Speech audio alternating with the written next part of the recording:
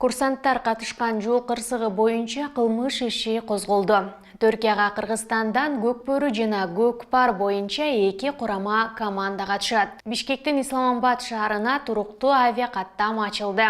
Саламатсыздарбы, сиздер көрүп жаткан Айтмакчы программасы.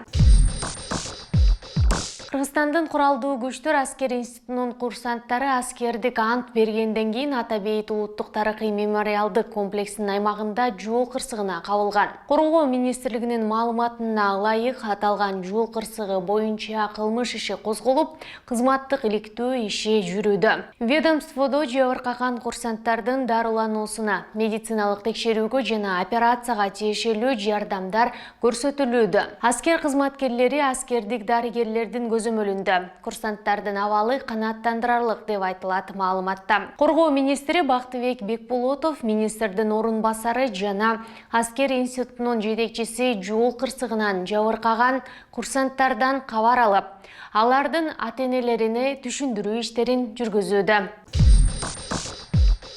Түркияда өтө турган дүйнөлүк көчмөндөр оюндарына Кыргызстандан көкбөрү жана көкпар боюнча 2 курама команда катышат. Бул тууралуу Көкбөрү федерациясынан билдиришти. Маалыматка ылайык, 2 курама команда учурда Чолпон Атада машыгууларын өткөрүүдө. Түркиядагы мелдешке көкбөрү боюнча курама команда кызыл түстө, көкпар боюнча курама команда көк түстөгү формада күчүн сынайт. Жакынкы аралыкта улакчыларга экинчи формасы берилет деп айтылат маалыматта.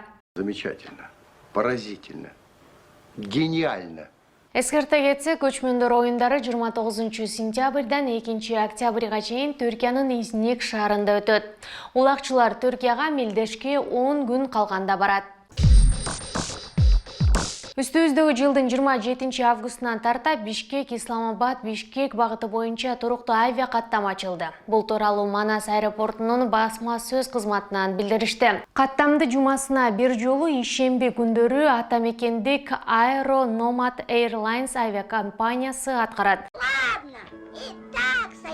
Белгилей кетсек, аталган багыт боюнча туруктуу авиакаттам биринчи жолу ачылып жатат. Ушул жана башка жаңылыктарды кененирээк Bizon KZ сайтынан жана социалдык тармактардагы баракчаларынан окуй аласыздар.